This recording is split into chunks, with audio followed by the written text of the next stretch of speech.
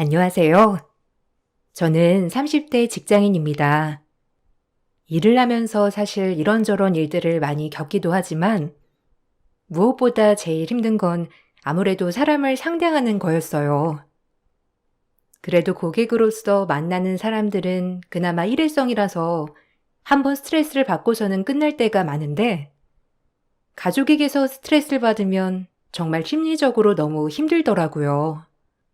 이곳에서 올라오는 사연들 중에서도 가족으로 인해서 스트레스를 받고 힘드셨던 분들이 많으실 텐데, 저 역시 가족 때문에 힘들고 곤란한 상황을 많이 겪었답니다. 제 이야기를 한번 해볼까 싶어서 이렇게 사연을 써보게 되었어요. 저는 대학생 때부터 연애를 했던 남편과 결혼을 했습니다. 워낙 오래 연애를 했기 때문에 서로를 잘 알고 있었다고 생각을 했어요. 근데 그건 착각이었죠. 결혼을 할 때 저희가 생각을 했던 건 양가 부모님 도움 없이 저희끼리 반반으로 돈을 모아 결혼하자는 것이었어요. 그러다 보니 예물이나 예단 없이 시작을 하게 되었지만 어차피 모든 결혼 준비를 저희 돈으로 했으니 괜찮다고 생각을 했었죠. 거기다가 이런 저희들의 뜻을 전하고 나서 시모는 정말 좋아하셨어요. 결혼하고서 집들이를 하던 날 친척들이 모두 모인 자리에서도 시모와 남편은 반반 결혼을 한 저를 엄청 칭찬했습니다.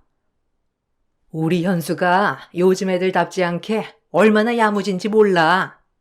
우리 집 옆집 언니네 며느리는 집도 받아놓고서는 혼수도 아무것도 안 해왔다고 하더니만 우리 현수는 결혼할 때 다 반반 돈 내고 했잖아. 얼마나 야무지고 알뜰한지. 그동안 일하면서 번 돈도 꽤 됐나 보더라고. 아유, 우리 두진이가 워낙 눈이 높아가지고 제 눈에 차례가 있을까 싶었는데 딱 현수가 두진이한테 딱 맞았어. 아유, 그럼 이 집도 둘이서 알아서 마련한 거야?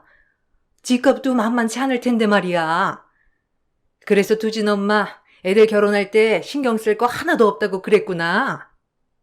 며느리 참 잘 뒀네. 안 그래도 우리 아들 장가 보내려고 하니까 우리도 고민이 장난 아닌데 두진 엄만 좋겠어. 아들 장가 보낼 때 다들 목돈 들어간다고 하잖아. 그런 거 없이 둘이서 알아서 했다니 얼마나 장해. 그러니까 두진이가 색식감 잘 골랐지 뭐. 둘이 대학생 때부터 만났잖아. 아니 나도 처음에는 현수네가 워낙 잘 사니까 혹시라도 뭐 우리가 더 해가야 하는 게 있는가 싶었는데 둘이서 알아서 하겠다고 하니 나야 좋았지. 현수네 쪽에선 얼마나 보태줬는지 모르겠지만 그래도 좀 도와주긴 했겠지. 어쨌든 현수네가 도와주는 건 도와주시는 거고 나는 우리 아들이 굳고 말려서 못 도와줬지 뭐. 에이 그래도 두진 엄마가 좀 도와주지 그랬어. 이 정도 집 마련하는데 힘들었을 텐데. 그러고 보니 이 집은 그럼 두 사람 명의로 한 거야? 왜 요즘은 반반 결혼한다고 하면 집 명의도 공동으로 한다던데? 주변에 반반 결혼하는 사람들이 없어서. 혼수도 그럼 둘이서 알아서 마련했나 보네. 네, 저희가 알아서 다 마련했어요. 현수가 좀 더 일찍 사회생활 해가지고 모아둔 돈이 많긴 했지만 어쨌든 반반 결혼이죠 뭐. 혼수는 현수 자취하면서 쓰던 것도 가지고 오고 필요한 건 사고 그러다 보니 아낄 수 있었네요. 오히려 제가 그런 게 고마운 것 같아요. 결혼하면 로망 같은 거 다들 있는데 현수는 그런 거 욕심 안 내고 반반 결혼했으면 좋겠다고 해서 제가 개념녀 만나서 다행이죠 뭐. 그래. 우리 현수는 네가 말하는 개념녀가 맞아. 솔직히 주변 보면 남자 등골 빼먹는 애들이 얼마나 많니? 결혼했다고 애 키운다고 일도 안 하고 남편 돈을 자기 돈처럼 생각해가지고 막 써버리는 애들 얼마나 많아. 그런 거 보면 아들 키운 엄마들은 얼마나 속이 상하고 답답할까 싶더라고. 지적하면 시집살이 시킨다고 난리 나고, 난 그런 걱정 안 해도 되니 얼마나 좋니? 현수는 계속 일도 한다고 하니까 얼마나 좋아. 집들인 날 반반 결혼을 한 절 칭찬하는 시무와 남편을 보면서 사실 기분이 좋다기보다는 찜찜한 기분이 들었어요. 그때까지만 하더라도 내가 잘못 느끼고 있는 게 아닐까 생각을 했었는데 점점 살면서 찜찜한 기분이 왜인지 알게 되었습니다. 저와 남편은 서로 연봉도 비슷했는데 어느 날부터인가 남편이 경제 관리를 자신이 하겠다며 말을 하기 시작했어요. 저는 누가 해도 상관이 없다고 생각했지만 돈 사용 내역을 투명하게 공개하는 게 맞는다고 했거든요. 그런데 남편은 오로지 믿고 맡겨야 한다는 입장이었습니다. 서로 입장차가 크다 보니 남편과 저는 경제적인 문제 때문에 자주 싸웠던 것 같아요. 도대체 왜 나한테 경제권을 안 준다는 거야? 내가 잘할 자신 있다니까. 당신 결혼하기 전에 투자하는 것도 제대로 안 알아보고 해서 돈 날린 적도 있잖아. 거기다가 매달 지출 얼마인지 제대로 몰랐던 적도 있고, 돈 쓰는 거 어디다 쏟는지 깜빡했던 적도 있고, 그런 것만 봐도 당신보다는 내가 하는 게 맞는 것 같은데 왜 나한테 맡기지 않는 건데? 내가 잘할 수 있다니까? 나 당신보다 사회생활 늦게 시작했는데 당신만큼 돈 모았었잖아. 그것만 봐도 내가 잘할 거라는 거 알지 않아? 근데 왜 난 안 된다는 거야? 뭐 숨기는 거라도 있어? 아니, 내가 말하는 건 당신이 절대 안 된다고 하는 게 아니라 당신이 관리하더라도 돈 사용처는 다 밝혀야 한다고 말하는 거야. 나도 돈 관리 신경 안 쓰면 좋지. 근데 내가 번 돈 당신이 관리하면서 내역도 하나도 안 밝히겠다고 하는 게 말이나 돼? 그럴 거면 그냥 각자 관리하는 게 낫다는 거지. 생활비가 어떻게 쓰이는지, 어떻게 재테크하고 있는지 알고 있어야 하잖아. 근데 그걸 왜 말을 안 하겠다고 하는 건데? 그걸 왜 굳이 말을 해야 하냐고. 같이 쓰는 건데.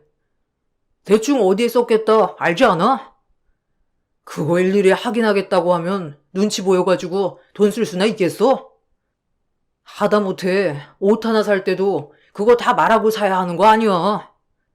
숨 막혀서 쓸 수나 있겠냐고. 그냥 대충 지출 얼마고 그것만 알면 되는 거지. 무슨 리스트까지 써서 관리를 할 필요가 있냐는 거야. 내 말은 내가 아예 안 보여주겠다는 게 아니라니까. 그니까 그게 이상하다고. 지출이 왜 그렇게 나오는지를 알아야지.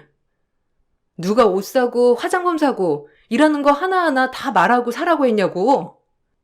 그냥 어떤 것에 어떻게 썼다는 말을 해야 하는 거잖아. 이렇게 할 바에는 생활비 각자 지출하고 공동으로 관리해. 그리고 나머지는 각자 알아서 관리하는 걸로 하자고. 그게 제일 나을 것 같아. 나랑 당신 의견 절충한 게 이거야. 생활비 각자 지출해서 그걸로 공동으로 쓰는 거.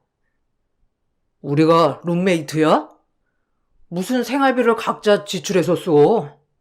그러면 서로 얼마나 벌고 있는지 잘 모르잖아. 그러면 이 안가 부모님 선물이나 용돈 들을 때도 각자 지출해서 쓸 거야? 아무리 우리가 반반 결혼을 했다지만 부부가 됐으면 공동으로 관리를 해야 하는 거 아니야. 난 당신 생각이 좀 이상한 것 같아. 주변에 물어봐도 생활비 각자 지출해서 쓰는 곳은 아무것도 없어. 당신이 해도 상관없다니까? 대신 지출 내역을 보여달라고. 매달 당신한테 내 월급 다 맡기는 대신에 어떻게 쓰고 있고 모으고 있는지를 보여줘야지. 당신이 이걸 막 쓸까봐 하는 말이 아니라 나도 부부니까 같이 돈을 벌고 있으니까 어떻게 쓰는지를 알아야 할 거 아냐. 나 지금도 가계부 다 쓰고 있는데 결혼하기 전 있었던 일 가지고 자꾸는 안 된다고 그렇게 얘기하면 어떡해. 차라리 생활비 각자 내서 쓰자니까. 넌 이럴 때 보면 남 같아. 우리 결혼했어. 부부잖아. 어떻게 부부가 남처럼 생활비 각출해서 쓰냐고. 답답하게 네 주장만 요구하지 말고 남들 얘기도 좀 들어. 너는 왜 네 말이 다 맞는다고 생각하냐? 남들도 다 한 사람이 경제권 갖고 관리하는데 어떻게 너만 그렇게 딴소리 하냐고. 네가 그러니까 나는 숨기는 게 있다고 생각하지 않겠어? 아우 진짜 말이 안 통한다 정말. 남편은 이상하게 경제권 관련해서는 너무나 예민하게 따졌어요. 솔직히 결혼 전에 모든 경제 상황을 오픈해서 결혼을 했어야 맞았지만 이미 늦은 상황이었고 막상 결혼을 하고 보니 남편의 씀씀이가 해프다는 게 보였죠. 그러다 보니 자신이 경제권을 갖겠다고 하는 남편의 모습에 믿음이 가지 않았어요. 그래서 지출 내역을 오픈했으면 좋겠다고 말했는데도 남편은 절대 그럴 수 없다는 입장을 고수했죠. 전 남편이 앞뒤 없이 반대를 하자 더 믿음이 가지 않았고 차라리 생활비를 각출해서 나머지는 서로 관리하자고 했어요. 처음에는 부부로서 어떻게 그럴 수 있냐면서 기분 나빠하던 남편은 제가 계속해서 고집을 하니 결국 생활비 일부만 공동으로 관리하고 나머지는 각자 알아서 관리하기로 했습니다. 남편과 연봉이 비슷했기 때문에 생활비 100만 원을 제외하고는 어느 정도 남는지 알고 있었는데 남편의 씀씀이를 보니 이걸 어떻게 다 감당하지 싶을 때가 많았어요. 그래도 알아서 잘 관리하고 있겠거니 생각했었죠. 저희는 반반 결혼을 하다 보니 결혼 초반에는 모아둔 돈이 거의 없었어요. 집을 구입하느라 다 써버려서 0에서 시작을 하던 상황이었죠. 생활비를 서로 100만 원씩 내서 공동으로 사용하고 있었는데 맞벌이를 했기 때문에 크게 쓸 돈은 없었어요. 그러다 보니 금방 돈이 모아지기도 했는데 그럴 때마다 남편은 시댁에 뭐가 고장이 났느니 엄마가 요새 몸이 안 좋다느니 하면서 야금야금 그 돈을 쓰기 시작했습니다. 진정에는 특별하게 지출할 일이 없었는데 시댁에는 유독 지출해야 할 돈이 많아지기 시작했죠. 남편뿐만 아니라 시모도 자꾸만 저에게 전화를 해서 뭔가를 요구하셨어요. 현수야, 바쁘니? 아유, 내가 찾아봐도 어떻게 고쳐야 할지 몰라서 너한테까지 전화했네. 우리 집 냉장고가 영 시원치 않아. 10년도 더 됐으니 이제 수명이 다한 건지 냉기도 안 느껴지고 어쩌지? 물어보니까 10년 넘은 냉장고는 수명 다한 거라고들 하는데 내가 저번에 TV에서 봤던 거 있지? 그 양문형 그거 좋더라. 이번에 집 옆에 전자제품 파는 곳에서도 행사하고 있더라고. 어머님, 그거 10년 안 됐잖아요. 저랑 두진 씨랑 연애할 때 사셨다고 했으니까 한 7년 됐나? 그 정도밖에 안 됐을걸요? 근데 벌써 고장난 거예요? 그럼 그냥 수리기사 부르시는 게 나아요. 요즘은 10년 보상 이런 거 있어서 수리비도 얼마 안 나올 텐데 어머님 부르시기 어려우시면 제가 불러드릴까요? 아니면 온도 조절하는 게 잘못 눌려져서 그럴 수도 있어요. 두진 씨 퇴근하면 한번 가보라고 할게요. 아니야. 내가 그거 확인해 봤는데 그것 때문이 아니라니까. 옆집 아줌마가 집에 와서 보더니만 냉장고 수명이 다 된 것 같다고 하더라고. 안 그래도 하나 바꿀까 싶긴 했었는데 아유, 냉장고가 한두 푼 해야지 말이지. 아무리 행사한다고 하지만 일도 안 다니는 내가 그거 그냥 덥석 살 수 있겠니? 그렇다고 냉장고 없이 살 수도 없고 아유, 고민이다 고민. 아니 옆집 아줌마 얘기가 나와서 하는 말인데 그 집은 이번에 냉장고 바꿨더라고. 그 집 며느리 알지?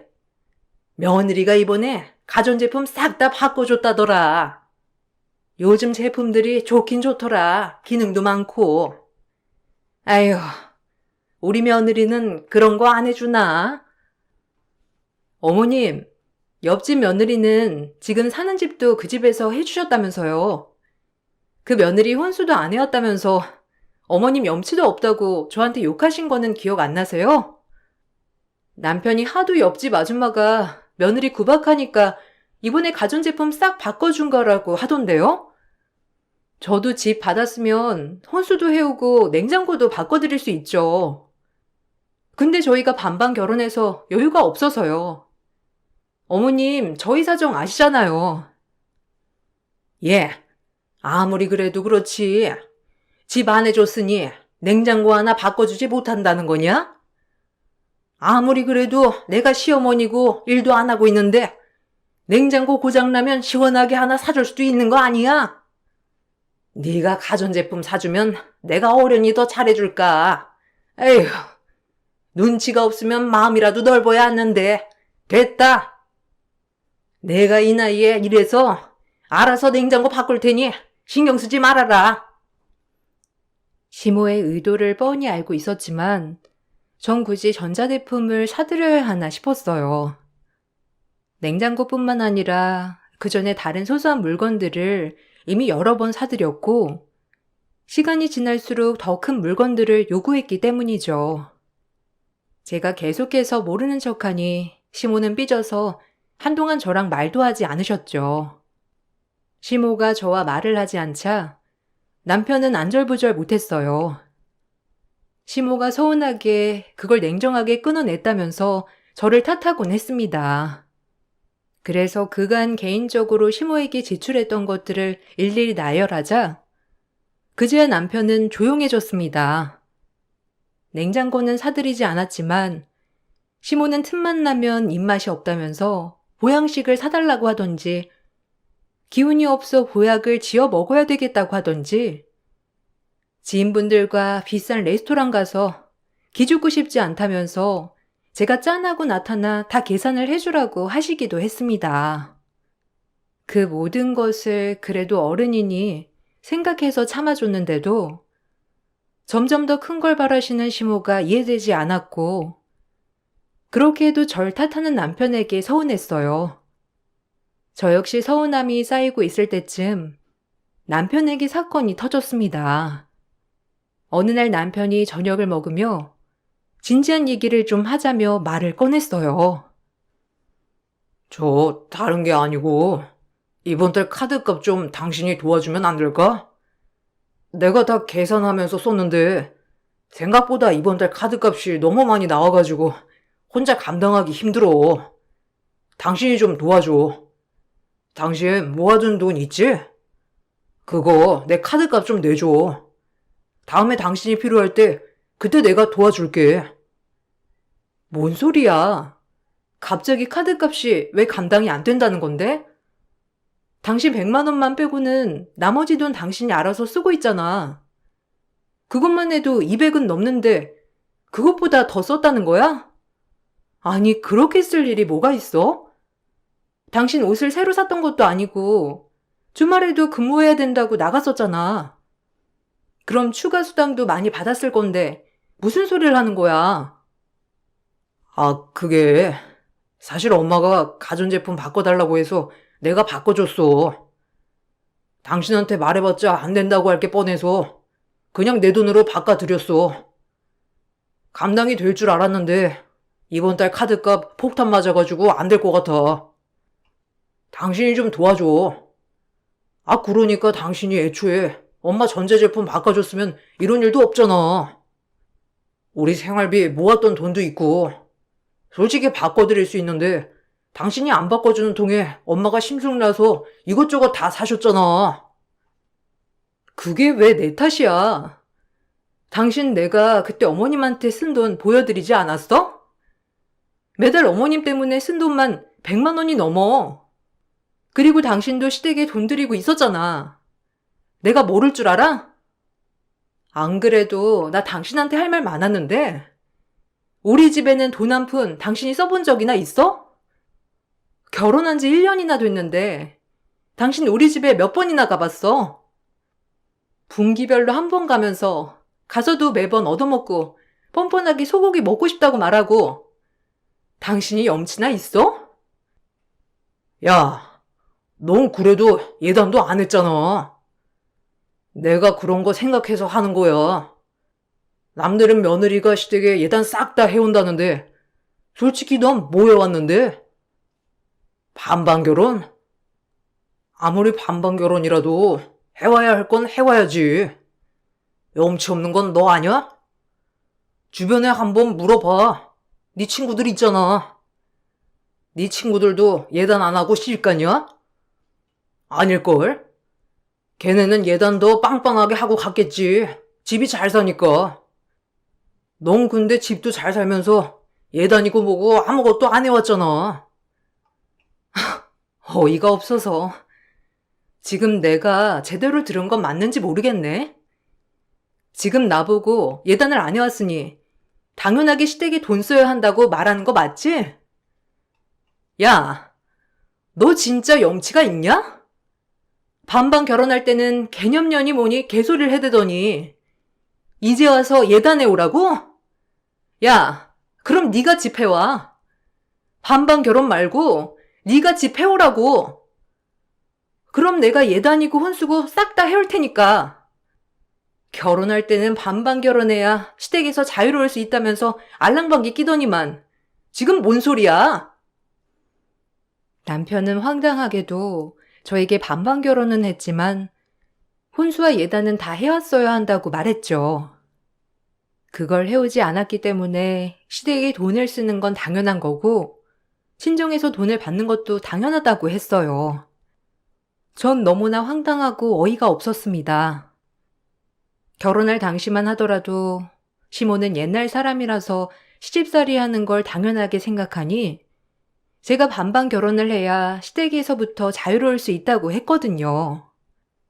그때 그렇게 말한 사람은 어디 가고 이제 와서 제가 못해온 것처럼 말을 하니 너무나 화가 났어요. 더군다나 제 화를 돋궜던 건 또 한 가지가 있었습니다. 바로 대학생 신우였어요. 대학생 신우는 더 철이 없었습니다.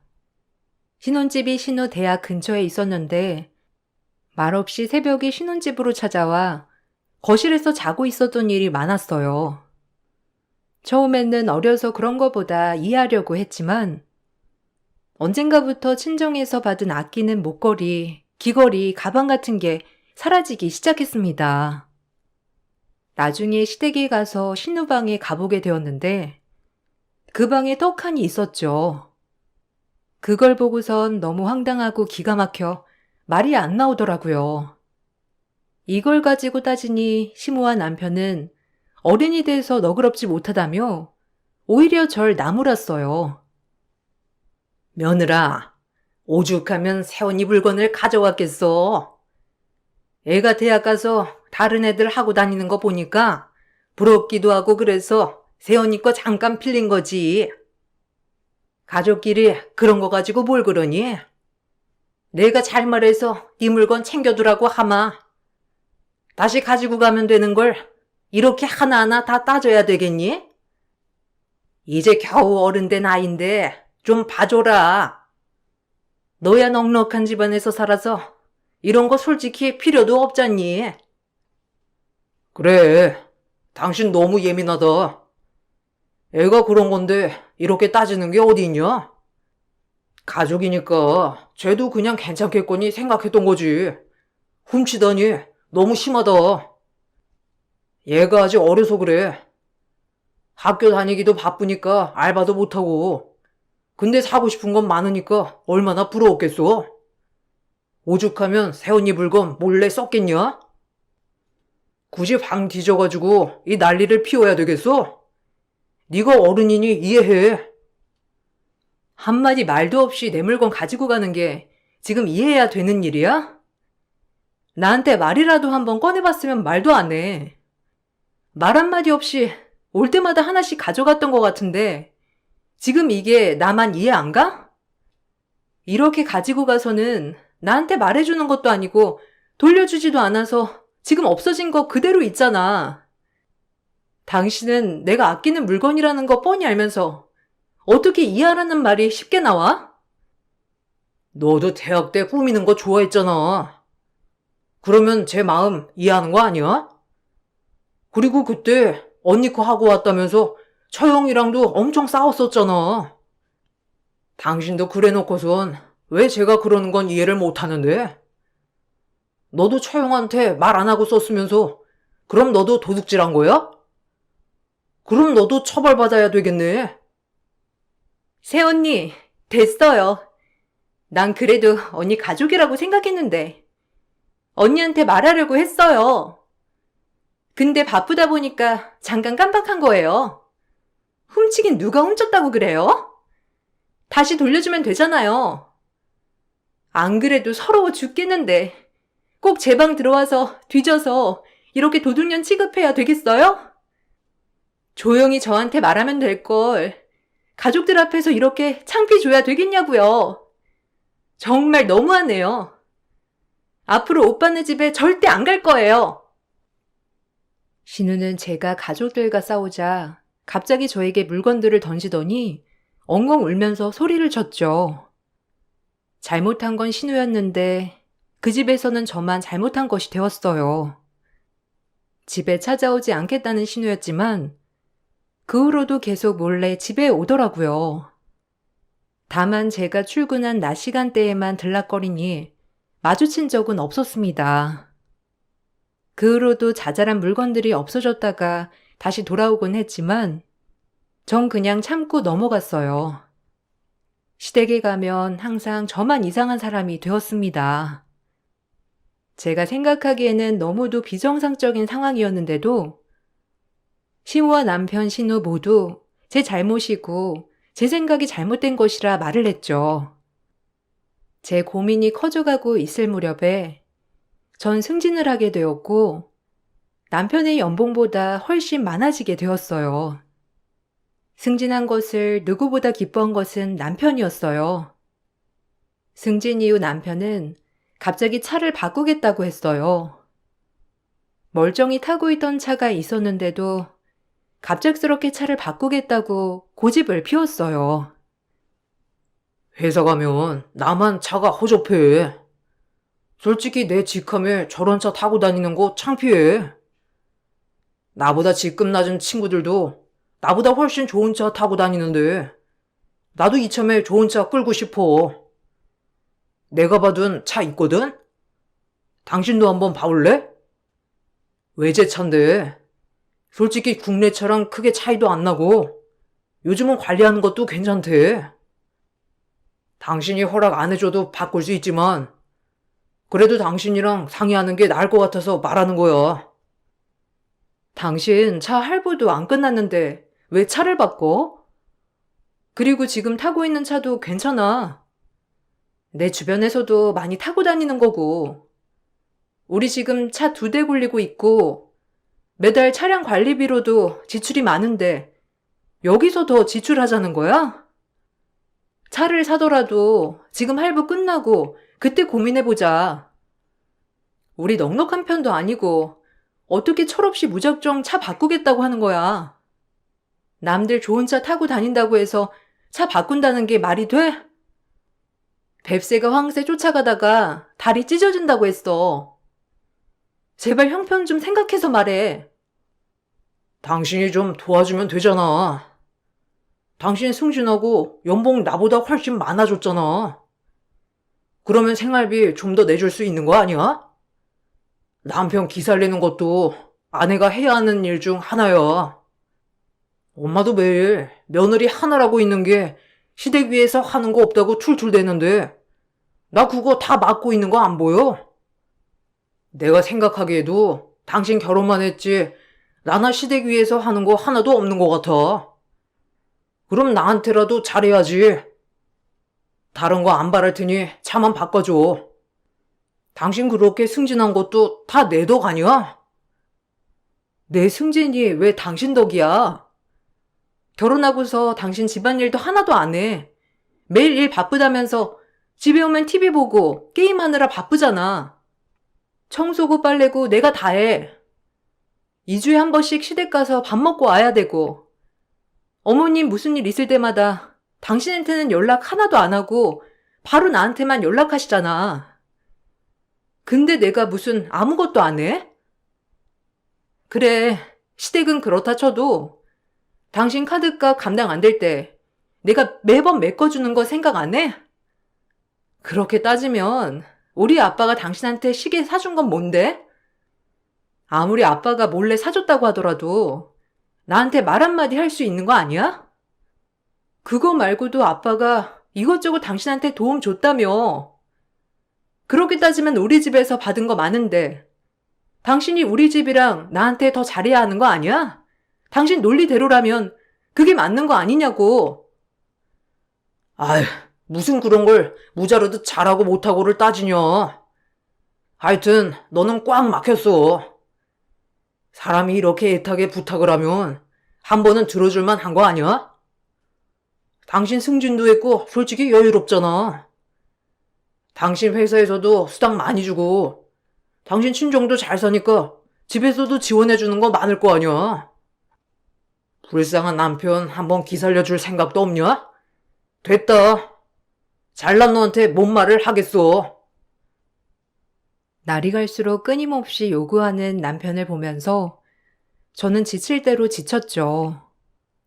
결혼에 대한 회의감을 느끼고 있을 무렵 황당한 일이 벌어졌습니다. 친정엄마는 시외에서 펜션을 운영하고 있었는데 어느 날 갑자기 전화가 오셔서는 시모가 산악회 회원들이랑 펜션에서 묵겠다며 찾아왔다고 하더라고요. 전 미리 예약을 해서 간 줄 알았는데 그런 게 아니라고 해 깜짝 놀랐죠. 바로 다음날 퇴실 시간에 맞춰서 가보니 이미 산악회 회원들은 가고 없었어요. 펜션 내부는 정리도 하나도 안 되어 있었고 쓰레기가 잔뜩이었습니다. 펜션을 정리하느라 정신없는 엄마 옆에 여유롭게 커피 마시고 있는 시모를 보고선 화가 머리끝까지 치솟더라고요. 저를 보고서는 잘 놀다 간다면서 말하고는 쏙하니 사라져버린 시모에게 바로 전화를 걸어 따졌습니다. 너는 어떻게 된 게 연락 한 통이 없냐? 시엄마가 잘 있는지 없는지 궁금하지도 않디? 이제야 연락하네. 나 요즘 산악동호회에 가입해서 다니고 있어. 어제 여기 근처 산에 올라갔다가 왔거든. 사돈 운영하는 펜션이 이 근방이라고 왔는데 마침 방이 있다고 하시대. 그래서 하루 묵었어. 솔직히 더 좋은 곳 갈 수 있었는데 그래도 사돈 운영하는 곳이니까 가봐야지. 지금 뭐 하시는 거예요? 펜션 사용을 하셨으면 정리를 하고 가셨어야죠. 청소는 안 하시더라도 쓴 물건은 어느 정도 정리하시고 쓰레기는 쓰레기통에 버리고 가셨어야죠. 술병도 치우시지도 않고 먹은 음식도 그대로 놔두시고 가시고 이불에는 온갖 이불질에 변기는 왜 이렇게 다 막혀 있는 거예요? 이 꼴을 해놓고서는 그냥 가시는 게 어디 있어요. 그리고 펜션 전체 사용을 하셨으면 그 비용 지불하셔야 하는 거 아니에요? 550만 원 입금하세요. 예, 너 시댁에 이 정도는 해야 하는 거 아니니? 시집 오면서 해온 것도 없으면서 꼴에 지 엄마 하는 펜션이라고 돈 달라고 하는 거냐? 애초에 사돈도 염치가 있으니까 나한테 돈 달라고 말도 못 꺼낸 거 아니겠니? 너도 생각을 해봐라. 날 시집 보내면서 돈 한 푼 안 주는 사람이 어디 있어? 아무리 시대가 바뀌었다곤 하지만 해야 할 건 해와야지. 550만 원이면 싸게 먹히는 거야. 너 알지도 못하면서 따지지 말아라. 나 바쁘니까 끊는다. 시모는 당당하게 공짜 숙박을 했고 전 더 이상 참을 수 없다 생각했습니다. 지금껏 쌓여있던 분노를 터뜨리기 시작했어요. 먼저 전 동호회를 신고했습니다. 무전 취식으로 신고를 하고 CCTV를 증거로 제출했습니다. 거기다가 펜션 기물을 파손했던 것에 대해서 손해배상을 청구했어요. 그 소식을 듣고서는 시모는 바로 저에게 연락을 해 오셨죠. 자기를 무시하는 거냐면서 가만두지 않겠다는 시모에게 전 이제 시작이라고 대응했어요. 야, 너 지금 내가 시집살이 편하게 해주니까 아예 막 나가자는 거냐? 너 내가 가만히 있을 줄 알아? 감히 날 신고해? 그깟 펜션 얼마나 한다고 내가 돈 다 대줄 수 있는데 내가 그래도 사돈 생각해서 안 준 거야. 알지도 못하면서 네가 뭐라고 날 신고해? 그따위 허름한 펜션 운영하면서 그 돈 다 받는 게 사기 아니니? 네 엄이 닮아서 똑같구나. 돈에 미쳐가지고 시어머니한테 돈 달라고 신고를 해? 아이고, 우리 불쌍한 아들이 이런 피도 눈물도 없는 애랑 살고 있다니. 아, 잘 됐네요.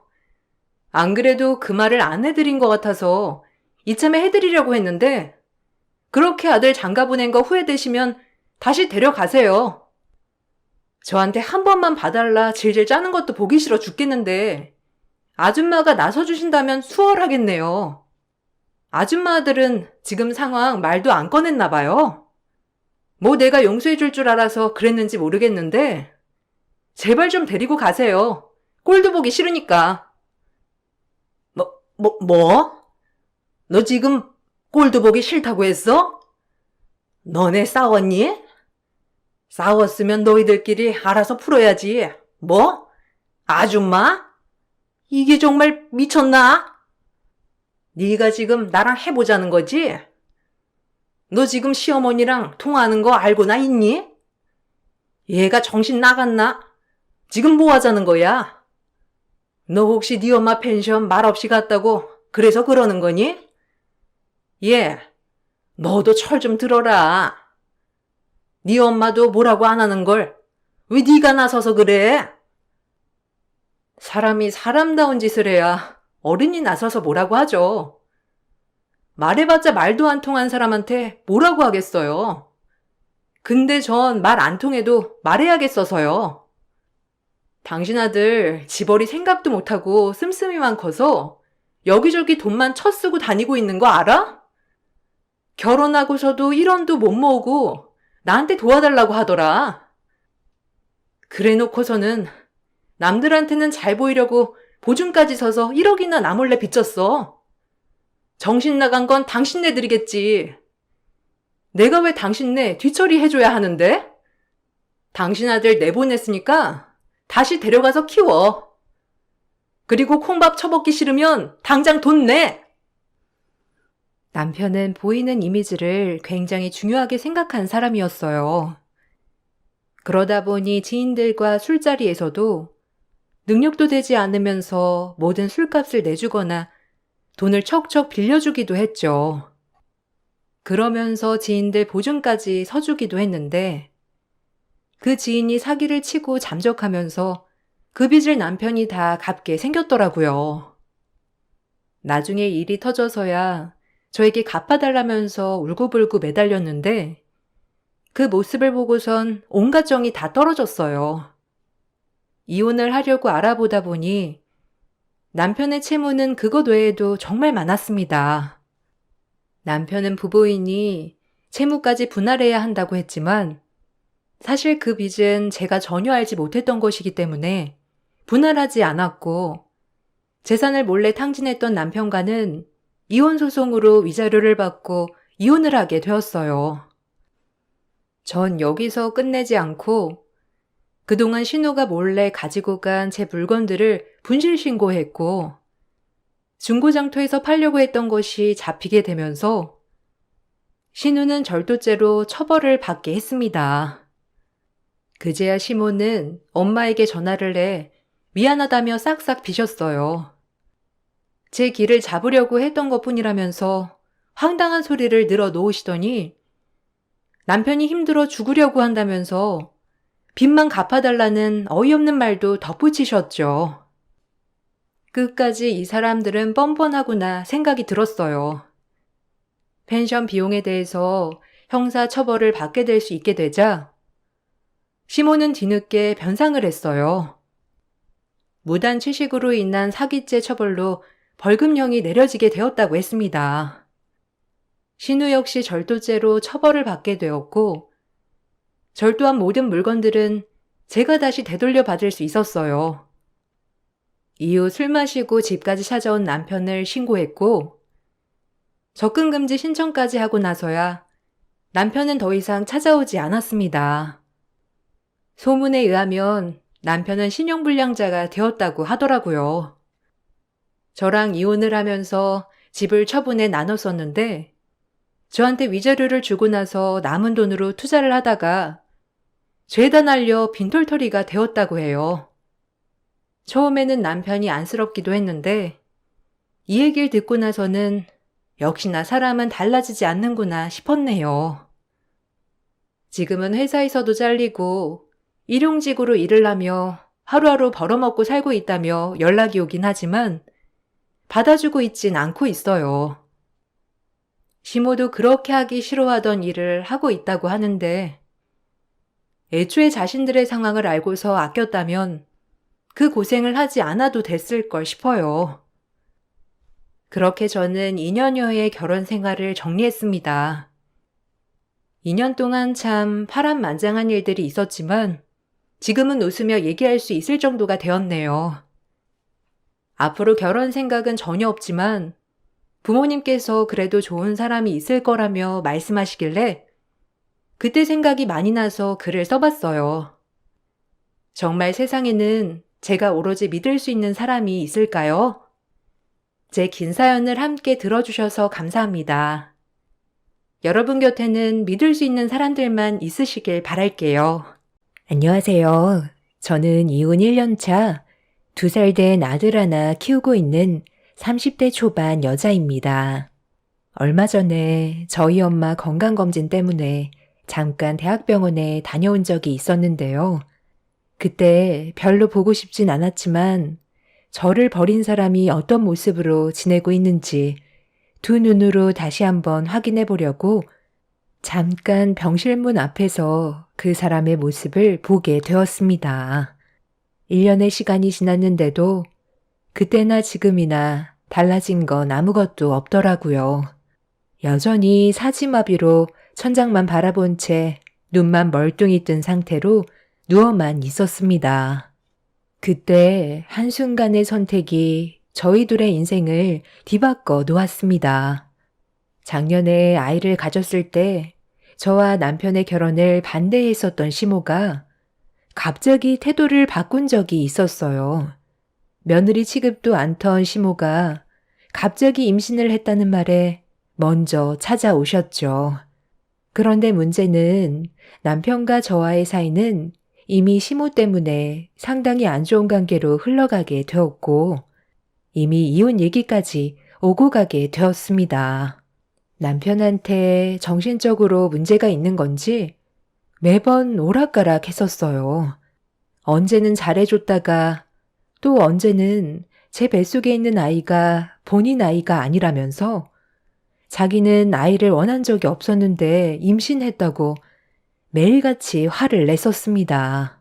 처음부터 시모가 저희 부부 사이를 좋게 봐주셨다면 이런 문제까지 오진 않았을 텐데 뒤에서 남편한테 오해를 만드는 말들을 계속해서 주입시키는 바람에 어떠한 행동을 해도 남편 입장에서는 모든 게 의심스럽게 느껴졌었나 봐요. 나중엔 외출하는 게 두려워질 정도로 저 또한 상당한 스트레스를 받게 되었죠. 이런 상황 속에 임신했다는 소식을 듣고 한 걸음에 달려온 시모가 저는 반갑지 않았어요. 대화조차 섞고 싶지 않았지만 시모라는 이유 하나 때문에 서로 얼굴을 마주할 수밖에 없었습니다. 시모는 제 배를 빤히 바라보더니 어이없는 말을 했고 그 한마디에 화가 난 저는 그간 쌓였던 불만들을 터뜨리게 되었습니다. 방금 뭐라고 하셨어요? 뱃속에 있는 아이가 그 사람의 아이가 아니라 밖에서 딴 놈과 놀아나서 생긴 아이라고요? 아니 지금 그걸 말이라고 하세요? 네가 하도 다른 남자들과 붙어 노니까 혹시 몰라 물어본 건데 왜 이렇게 열을 올리니? 보통 이런 말 했을 때 흥분하지 않고 침착하게 대응해야 되는 게 맞는 건데 네가 지금 보인 태도가 나를 더 의심하게 만든다니까. 말로는 그 아이가 내 아들의 친자라곤 하지만 그건 나중에 확인을 해보면 알겠지. 네가 처음부터 나한테 의심사는 행동을 하지 않았다면 이런 일은 없었을 테지만 살아온 환경은 달라지지 않거든. 배운 게 도둑질이라고. 안 써더니 예전에 술집에서 일을 하면서 너를 키웠을 때 옆에서 뭘 보고 배웠겠니? 나는 그런 것도 모르고 너랑 내 아들의 결혼을 허락했으니 내 속이 얼마나 뒤집어지겠어? 당장이라도 머리채 잡아 내쫓아 버리고 싶지만 뱃속에 있는 아이가 내 손자일 수도 있어서 잠깐 기다리고 있는 거니까 어느 정도 시간 지나면 유전자 검사부터 하도록 해라. 뭐라고요? 그러니까 뱃속에 있는 아이가 다른 남자의 자식일까봐 유전자 검사를 하겠다고요? 저희 엄마가 저 어렸을 적 아버지랑 이혼하고 저 먹여 살리기 위해 숙식 제공을 해준다는 말에 잠깐 들어가 일했던 과거의 일들 때문에 이러시는 거 정말 불쾌하네요. 그리고 저희 엄마 술집에 있었을 때 주방에서 음식 만들고 술집 마감할 때 청소하는 일만 했었다고요. 제가 전부 다 지켜봤었고 어머님이 생각하시는 그런 건 절대 없었어요. 잘 알지도 못하면서 왜 함부로 생각하고 판단하세요? 그거야. 나는 못 봤으니까 네 말을 100% 신용할 수는 없지. 중요한 건 술집에서 일을 했다는 거잖아. 뒷조사하면 과거 이력까지 다 알아낼 수 있는 게 요즘 세상이야. 그리고 내 아들도 너를 의심하고 있다는 건 네가 그동안 보인 행실이 잘못됐다는 건데 그동안 어떻게 처신하고 다녔길래 저러는 거니? 이게 다 어머님이 그 사람을 변하게 만든 거잖아요. 저는 아무것도 안 하고 가만히 있었는데 그이한테 제가 바람 피우고 있다는 것처럼 계속 주입시키지 않았어요? 시몬은 처음부터 저를 마음에 들어하지 않았지만 남편이 저를 진심으로 사랑하고 있다며 밀어붙이는 바람에 시부의 허락을 받고 결혼을 할 수가 있었습니다. 결혼식 당일에도 신부 대기실에 있었던 저에게 찾아와 내칠 수 있는 방법은 수없이 많다며 저와 남편과의 사이를 오랜 시간 걸리지 않고 떨어뜨려 놓겠다며 뭣도 없는 제가 며느리로 들어오는 건 받아들일 수 없다는 말을 결혼식 날 거침없이 뱉었습니다. 그날 저는 남편 하나 바라보고 눈물의 결혼식을 올리게 되었는데 시몬은 저희 집안의 치부를 캐내서 남편한테 계속 주입을 시켰어요. 처음에야 당연히 저는 절대 그런 여자가 아니라고 했지만 시모의 거짓말을 지속적으로 듣던 남편은 조금씩 심적으로 힘들었는지 저에 대한 의심을 가지게 되었습니다. 그러다 어느 날 전혀 예상하지 못했던 사건 하나가 터지게 되었죠. 마트에서 장을 보고 배달을 요청하려고 주소를 적은 다음 카운터에 있는 직원에게 저희 집 주소와 전화번호를 메모지에 적어 건네주었는데 전달받은 직원이 제가 장을 봐놓은 카트에 테이프로 붙이려는 순간 남편이 갑자기 나타나서 직원이 들고 있던 메모지를 뺏었습니다.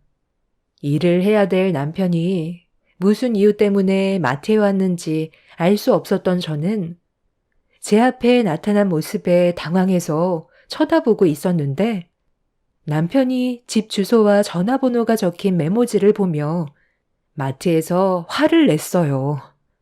제가 마트에서 일하는 직원과 바람을 피운다고 오해를 하고 있었습니다. 그때 당시 정말 할 말을 잃었었고 남편한테 실망을 했지만 이미 제 말은 귀에 들어가지 않았습니다. 그리고 이런 상황을 뒤에서 시모가 만들었다는 걸 알게 되었죠.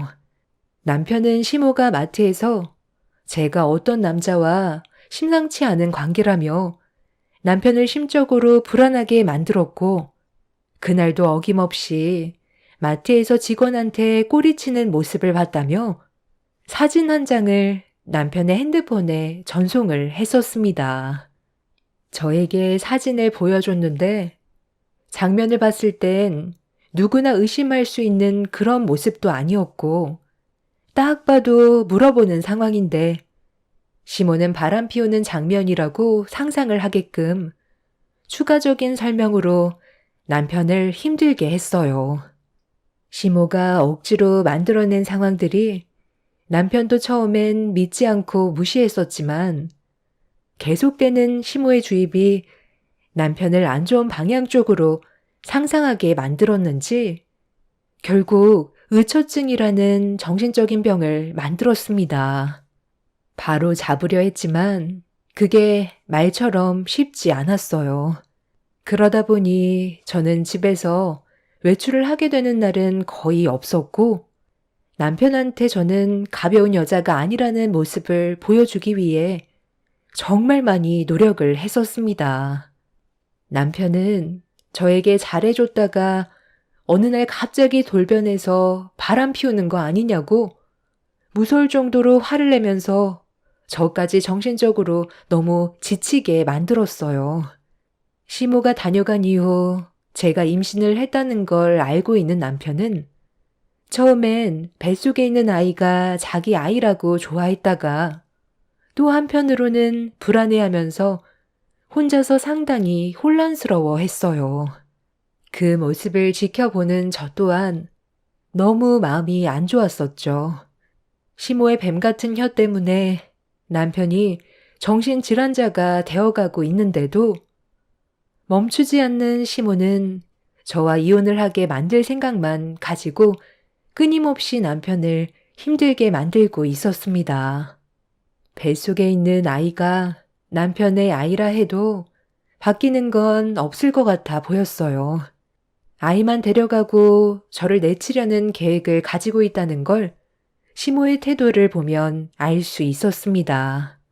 이런 안 좋은 상황 속에 바뀌지 않는 남편은 시모가 다녀간 이후 힘들어하는 저에게 퇴근하자마자 또다시 이상한 말을 늘어놓았어요.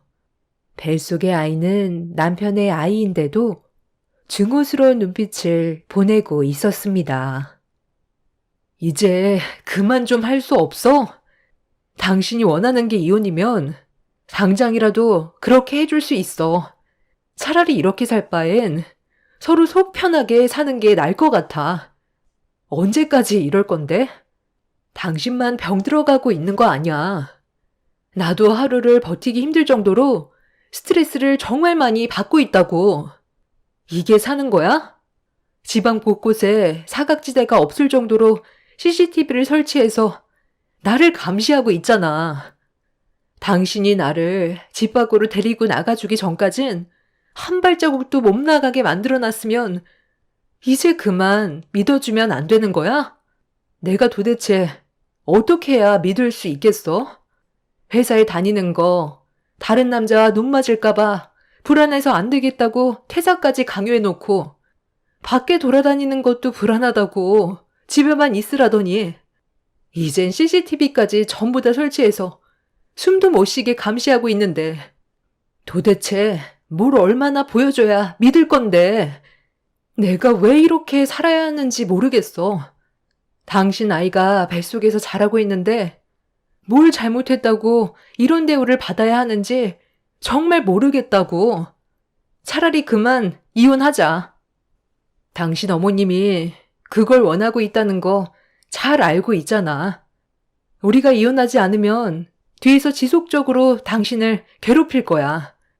앞으로 더 심하면 심했지 좋아질 수는 없을 거라고.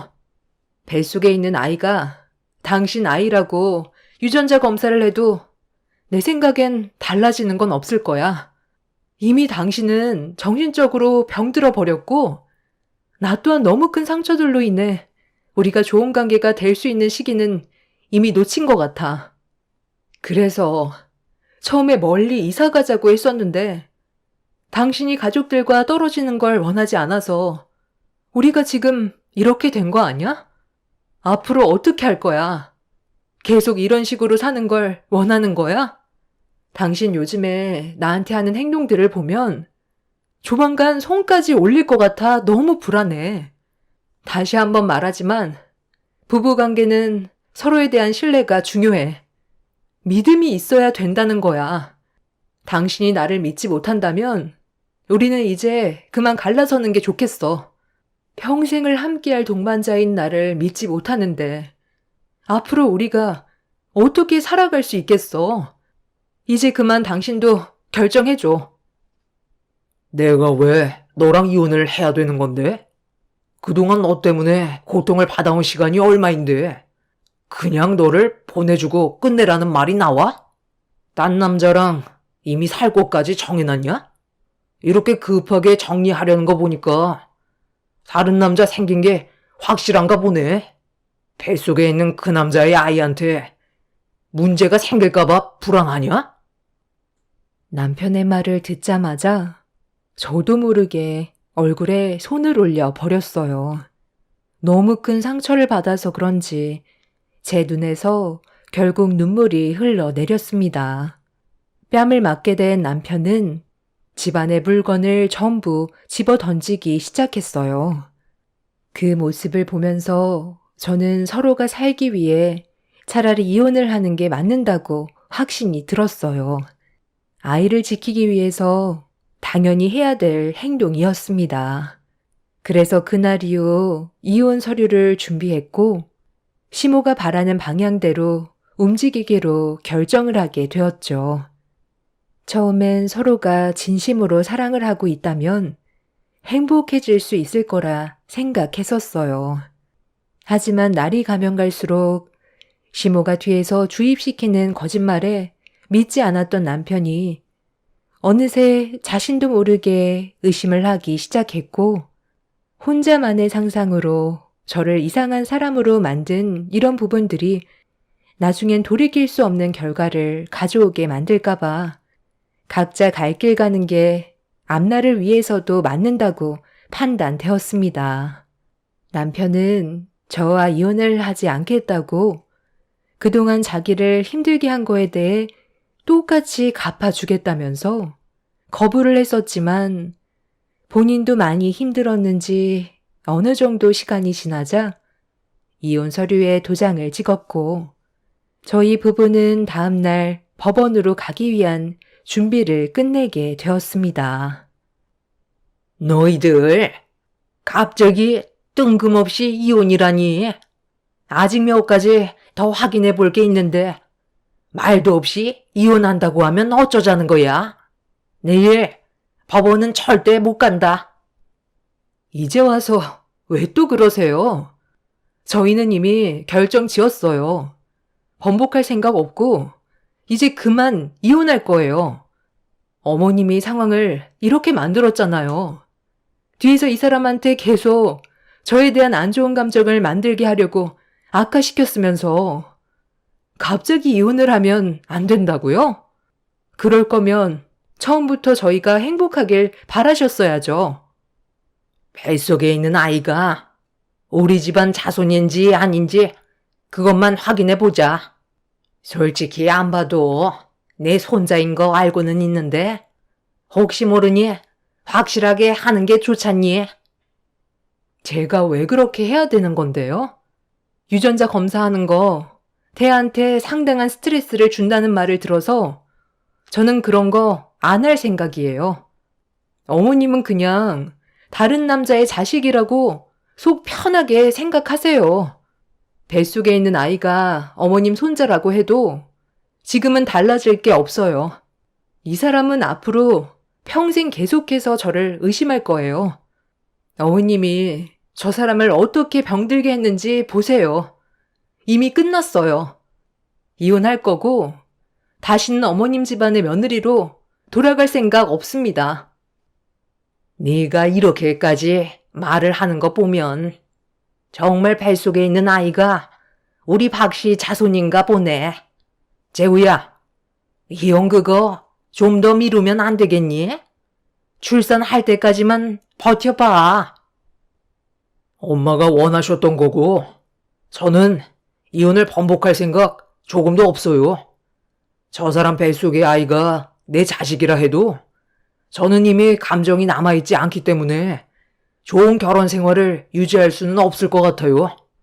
함께 있는 동안에는 계속 의심을 할 텐데 정말 마지막에 누군가 하나는 잘못돼야 멈추게 될지도 모른다고요. 그 전에 저는 멈추고 싶어요. 그러니 엄마도 더 이상 저희 관계에 관여하지 마세요. 시작은 엄마가 했어도 마무리는 제가 할게요. 엄마 덕분에 저희 결국 이혼하네요. 잠깐만. 왜 이렇게 성급하니? 서로가 다시 좋은 감정으로 만들어갈 수 있는 충분한 시간이 있는데 너무 극단적으로 생각하는 거 아니야? 너 엄마 말 안 들을 거니? 시몬은 저희 부부가 이혼을 하겠다는 말에 상당히 불안해했어요. 원래의 계획은 둘이 갈라서게 만드는 게 목표였는데 제 뱃속에 아이가 생기게 되자 시몬은 그래도 손자는 보고 싶었는지 이혼을 멈추길 바랐습니다. 본인이 원하던 걸 이루게 해주겠다는데 갑자기 반대를 하니 그 모습에 저는 더 화가 나더라고요. 시몬은 저를 붙잡기 위해 이번엔 반대로 남편을 설득했지만 이미 서로가 받은 상처와 오해가 너무 컸었기 때문에 저희의 마음은 돌이킬 수 없었습니다. 결국 다음날 저희는 이혼을 결정했고 법원에 서류를 제출까지 하게 되었죠. 합의 이혼인 만큼 서로의 의견을 최대한 존중해서 좋게 마무리를 지었고 남편과 함께한 시간이 얼마 되지는 않았지만 그래도 함께한 공간에 남아있던 물건들을 정리하기 위해 집으로 들어갔는데 시모가 이미 들어와 있었습니다. 이미 다 끝났어요. 이 사람과 지금 이혼 서류 제출하고 오는 길이에요. 어머님이 원하시는 대로 이혼했으니 이제 제발 그만 좀 하세요. 집만 챙겨 나갈 거예요. 왜 이렇게 성급해? 뱃속에 있는 손자 얼굴도 한번 못 보고 너를 이대로 보낼 수는 없다. 네가 내 마음에 들진 않았지만 그땐 뱃속에 아이가 없었을 때고 지금은 상황이 많이 다르잖니. 오늘 서류 제출했어도 뱃속의 아이 때문에 3개월 유예 기간이 있으니까 그때까지는 충분한 시간이 있잖아. 그러니까 한 번만 더 생각해 줬으면 좋겠구나. 재우 너는 끝까지 엄마 말 안 들을 거야? 저번에 솔직하게 전부 털어놨었잖아. 며느리로서 받아주기 싫어서 이혼하게 만들려고 엄마가 전부 다 거짓된 말로 꾸며낸 거라고 몇 번이나 얘기했는데 계속 이럴 거냐고. 이제 그만하고 서로 다시 좋은 관계로 지내거라. 그게 그렇게 어렵니? 당연히 어렵죠. 이미 저는 이 사람이 하는 행동 하나하나가 전부 다 의심스럽고 저 몰래 다른 남자를 만나는 것 같은 느낌을 지울 수가 없어요. 밖에 돌아다닐 때도 눈깔이 돌아가는 것도 신경에 거슬릴 정도라고요. 모든 행동들이 저에게는 이 사람이 끼부리는 것처럼 보이는데 제가 그런 모습을 언제까지 지켜볼 수 있을 것 같아요? 엄마가 예전엔 저희들을 이혼시키기 위해 했던 행동들이라고 하지만 지금은 상황이 많이 달라요. 제가 저 사람이 의심스럽고 모든 행동들이 바람 피우는 것 같은 느낌을 지울 수가 없어 너무 괴로워요. 오죽했으면 집안 곳곳에 CCTV를 전부 설치해 놨겠어요? 엄마가 시작한 거 제가 마무리 짓겠다고요. 저도 이런 식으로 사는 거 너무 힘들어요. 그냥 혼자 있고 싶으니까 그만하세요. 뱃속에 있는 아이가 제 아이라 해도 저는 행복하지 않다고요. 아, 그래. 충분히 알아들었다. 그럼 우리 조금만 더 시간을 가져보도록 하자. 생각할 수 있는 시간 정도는 가질 수 있잖아. 이거 오늘 너한테 주려고 온 거다. 그동안 내가 너무 안 좋게만 생각한 것 같아 미안해서 하나 준비했으니 이거 받고 기분 풀어주면 안 되겠니? 요즘 젊은이들 슈퍼카라고 하면 환장한다면서. 이거 2억짜리 차키다. 사람 시켜서 주차장에 세워놨으니 가서 한번 확인해봐라. 우리 박씨 자손 품었는데 이 정도는 해줘야지. 일반 국산차 사고 다니면 사람들이 무시하고 함부로 운전해서 사고가 날 수도 있으니까 이 차 꼭 타고 다녀야 한다. 어느 누가 2억짜리 슈퍼카 옆에 붙어 있을 수 있겠니? 주위에서 알아서 피하고 알아서 갈 테니까 어디를 가더라도 꼭 이 차를 타야 된다. 그래야 뱃속에 있는 우리 손자를 지킬 수 있는 거야. 시애미가 그동안 정말 미안했다. 아, 이럴 거면 애초부터 잘하던가. 우리 집안 아이 임신했다고 사람이 이렇게까지 변해요? 이 차 주면 이 남자 저 남자 막 꼬시고 다니겠다. 니까짓게 2억짜리 슈퍼카가 가당키나 하냐? 너희 집안 수준을 생각해. 장모한테 배운 게 꼬리 치는 건데 슈퍼카 타고 다니면 꼬리가 나만 나겠어? 당장 키 내놔. 남편은 시모가 제 손에 쥐어준 차키를 빼서 밖으로 나가 버렸어요. 너무 당황했던 나머지 밖으로 나가는 남편을 멍하니 바라만 보고 있는데 시모가 남편을 말리기 위해 뒤쫓아갔고 저는 더 이상 상관하지 않고 짐을 꾸리고 있었습니다. 그런데 잠시 뒤 밖에서 엄청난 충돌음과 함께 비명소리가 들리길래 거실 창문 밖의 상황을 살펴보는 순간 충격적인 광경에 가슴이 철렁 내려앉아 급하게 1층으로 내려갔어요. 연기가 피어오르고 있던 차에서 시모가 문을 열기 위해 안간힘을 쓰고 있는데 이미 심각하게 파손이 되어버려 손을 쓸 수 없는 상태였습니다. 저도 슈퍼카 안에 타고 있던 남편을 외쳐 부르면서 차 문을 열려고 했지만 심각하게 충돌해서 그런지 양쪽 문짝이 틀어져서 도저히 손을 쓸 수가 없었어요. 아파트 경비원분께서 바로 119에 신고를 해준 덕분에 오랜 시간이 걸리지 않고 정신을 잃은 상태에서 출혈도 심했던 남편을 무사히 꺼낼 수는 있었지만 문제는 여기서 끝이 아니었습니다. 수술실에서 오랜 시간 수술을 하고 병실로 옮겨졌지만 남편은 심각한 사지마비였어요. 회복할 수 있는 시간이 언제인지도 모를 정도로 상황이 좋지 않았었죠. 운전을 못하는 사람도 아니고 남편한테는 고가의 스포츠카가 몇 대 정도 있었기 때문에 운전하는 건 문제 없을 줄 알았는데 왜 갑자기 사고가 난 건지 이해할 수 없었습니다. 사고가 난 현장에서 경찰이 CCTV를 확인해 봤는데 차에 심각한 이상이 있었던 걸 확인하게 되었다며 당시 사고 영상을 보여줬었어요.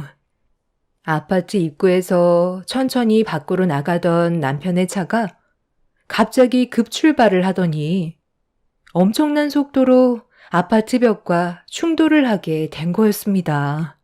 그래서 차량의 상태를 확인하게 됐는데 그 차는 시모가 중고차 매장에서 구입한 차량이었어요. 문제는 정비가 제대로 이루어지지 않았던 침수 차량이었고 물에 잠겨 있게 되면서 전자계기판에 문제가 생겨 갑자기 오작동을 일으키게 된 거였어요. 그 말을 듣는데 제 등에서 식은땀이 흘러내리고 있었습니다. 이 사실은 시모도 전혀 모르고 있었다며 출고된 지 얼마 안 된 상태에서 차주의 변심으로 처분하게 된 차량이라는 것만 알고 있었다면서 상당한 충격을 받았는지 그 자리에 주저앉아 버렸어요. 경찰분들은 제대로 수리가 되지 않았던 침수 차량을 판매한 중고차 매장을 조사하게 되었습니다.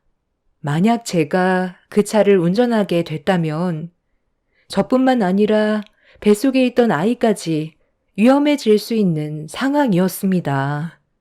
시모는 이 모든 게 자기 잘못 때문에 벌어진 일이라며 오열을 하면서 땅을 쳤지만 이미 남편은 손가락 하나 까딱할 수 없을 정도로 심각한 사지마비가 되어버린 상태였습니다.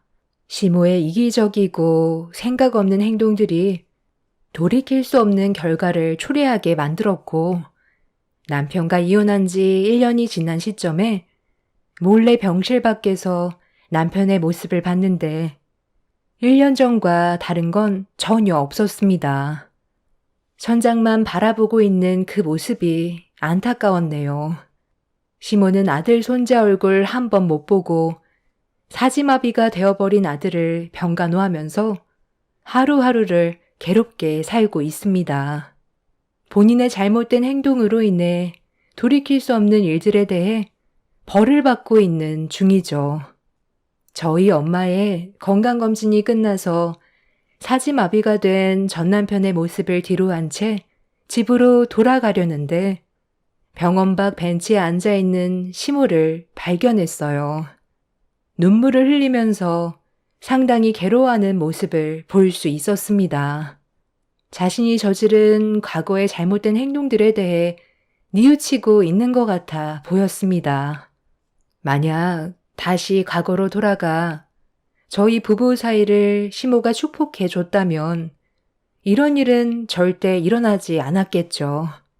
지금도 행복하게 잘 살았을 테고 시모는 태어난 아들 손자를 품에 안아볼 수 있었을 텐데 본인의 이기적인 행동들 때문에 돌이킬 수 없는 결과를 가져오게 되었다는 게 참 마음이 안 좋습니다. 의사 말로는 회복하기 힘들 것 같다고 기적을 바라보기에는 시기가 너무 늦었다는 말을 듣게 되었습니다. 그리고 환자인 본인이 회복하려는 의지가 없어 보인다며 고개를 흔들더라고요. 눈을 깜빡이는 걸로 의사소통이 가능한데 그것조차 하지 않으려 한다네요. 이런 가정을 만든 시모가 뼈를 깎는 고통으로 살았으면 좋겠어요. 저희 부부의 행복을 빼앗아 버렸으니 그 고충을 감당해야 된다고 생각합니다. 저는 앞으로 이 세상에 태어난 제 아들과 열심히 살아가려고요. 제 기막힌 사연 들어주신 분들의 가정에는 불행이 아닌 평화와 행복이 가득하시길 바랍니다. 감사합니다. 안녕하세요. 저는 최근에 남편과 이혼을 하고 홀로 서게 된 40대 초반 여자입니다. 열심히 노력한 사람에게는 분명 좋은 기회가 찾아오지만 노력을 하지 않는 사람은 아무것도 얻을 수 없다는 걸 이번에 제가 겪게 된 일들로 인해 많은 걸 느낄 수가 있었습니다. 결혼 생활 8년 차에 7살 된 아들 하나 키우면서 잘 살아보겠다고 악자같이 벌어모아 없는 형편에 그래도 안정적인 삶을 살아가기 위해 많은 노력을 했었습니다. 저는 정말 잘한다고 생각했었는데 남편은 항상 제가 부족하다면서 안 좋은 시선으로만 바라봐 주었고 그런 행동들 하나하나가 저에게는 너무 큰 상처로 돌아왔었어요. 잘 사는 형편도 아니라서 악자같이 절약해야 되는 건 당연한 건데 남편은 그런 저를 마음에 들어하지 않았어요. 무조건 등 따시고 배부르다 보니 과거에 얼마나 힘들었는지를 잊어버린 남편은 자기 삶을 한탄하면서 벌어오는 돈은 무조건 자기 혼자 전부 다 사용하겠다는 어이없는 말을 늘어놓았습니다. 제가 벌어오는 돈만으로도 생활비는 충분하지 않냐고 더는 자기가 벌어오는 돈은 저축하고 싶지 않다면서 집안의 균형을 무너뜨리려 했어요.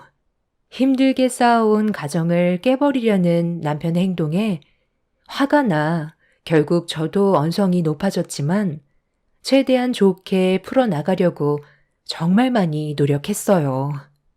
하지만 남편은 8년간의 결혼 생활이 감옥 같았다면서 자기가 벌어오는 월급으로 하고 싶었던 일들 하면서 살겠다며 제 말은 조금도 들어주려 하지 않았습니다. 그렇다고 남편이 용돈이 없는 것도 아니었어요. 월 300만 원 벌어오는데 거기에서 절반이 남편 한 달 용돈입니다. 나머지 돈과 제 월급 합쳐서 대출빚 갚고 남은 돈 저축한 뒤 생활비로 전부 나가는데 솔직히 용돈이 월 150만 원이면 적은 건 아니라고 생각했어요. 이것도 남편이 하도 고집을 부려서 어쩔 수 없이 얼굴 붉히면서 서로 안 좋은 감정 만들고 싶지 않아 최대한 양보할 수밖에 없었던 건데 이제는 자신의 월급은 자기가 알아서 전부 사용하겠다는 말을 들었을 땐 기분이 상당히 안 좋았었죠. 내가 힘들게 일해서 받는 월급 왜 내 맘대로 못하는데? 8년간 당신이 하고 싶은 대로 했으니까 이제 내가 하고 싶은 대로 해도 되는 거 아니야? 그럴 거면 차라리 혼자 살면 되지 뭐하러 같이 살아? 당신 혼자 벌었을 거면 그냥 나랑 이혼하면 되는 거 아니야? 나도 남들처럼 여유 있는 삶을 살고 싶지. 돈에 쫓겨다니는 이런 인생을 원한 건 아니었어. 한 달에 얼마나 많은 돈이 빚으로 나가는지 알고는 있어?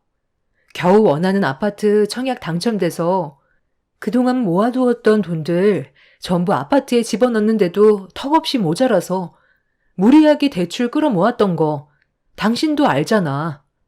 대출빚만 갚는 것도 벅찬데 혼자 용돈 150만 원 가져가는 것도 모자라서 이제 월급의 전부를 가져가겠다고? 우리가 길바닥에 나앉길 원해서 그러는 거야?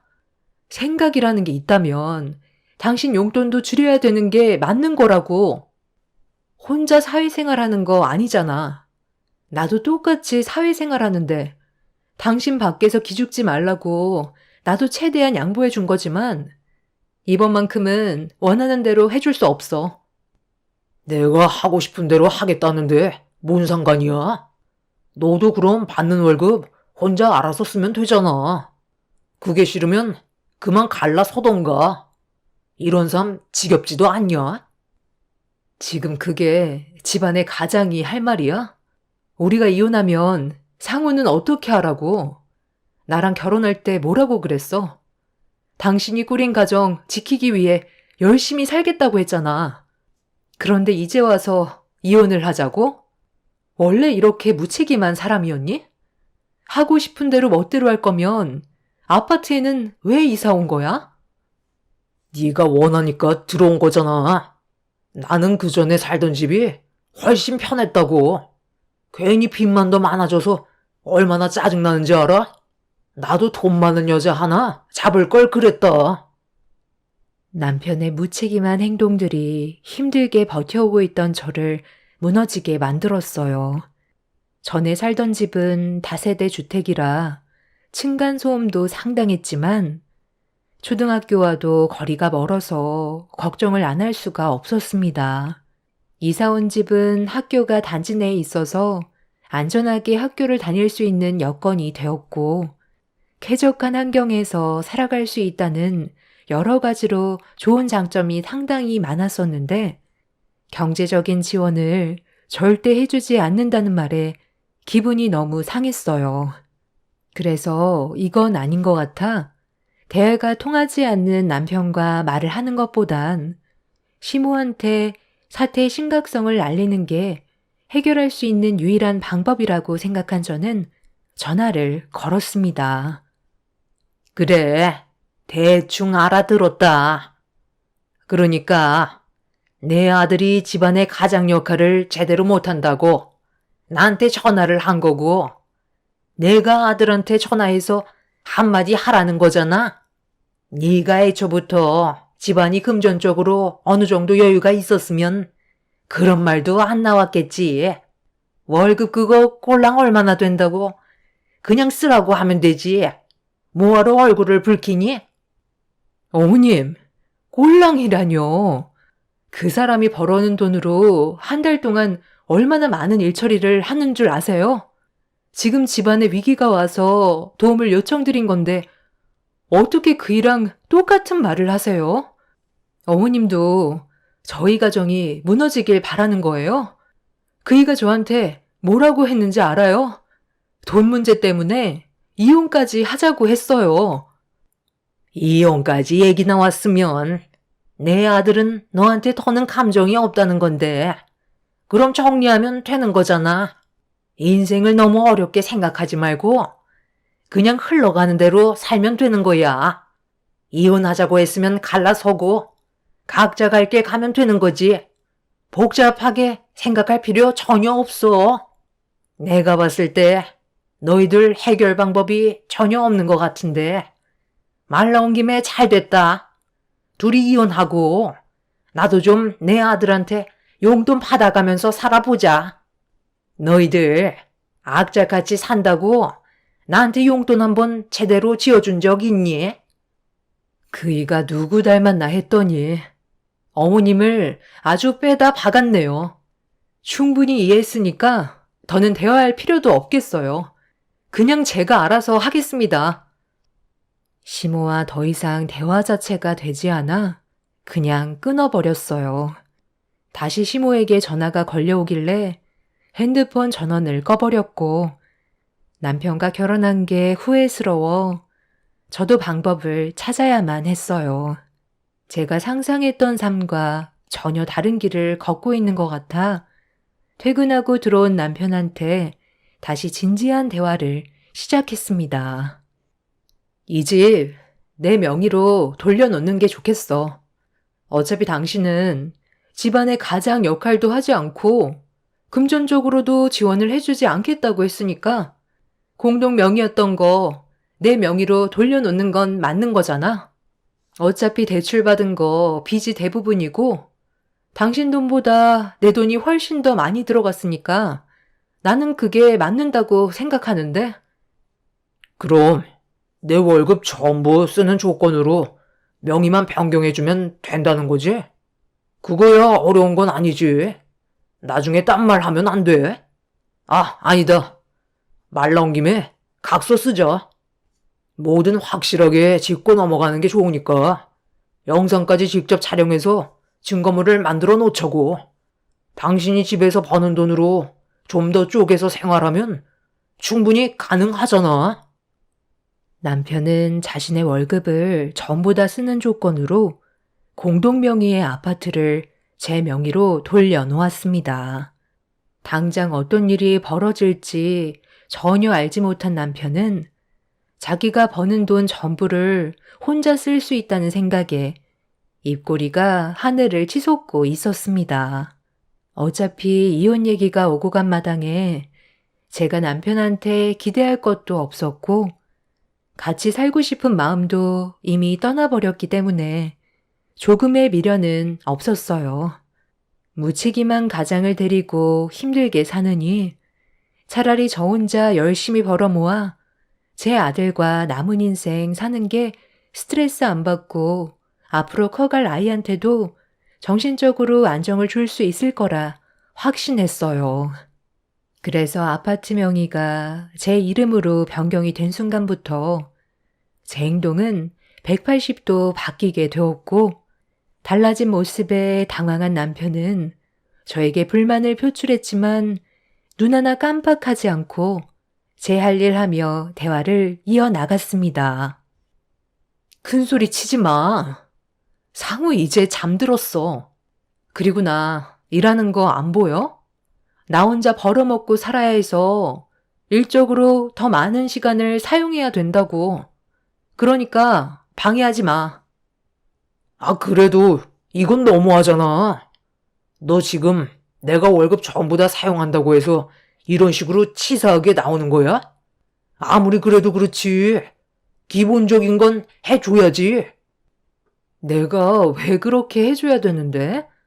네가 이미 집안의 가장 역할을 포기했는데 나도 대우해줄 필요 없는 거 아니야?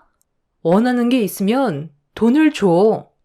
내 시간을 당신 뒤처리 해주는데 사용할 수는 없거든.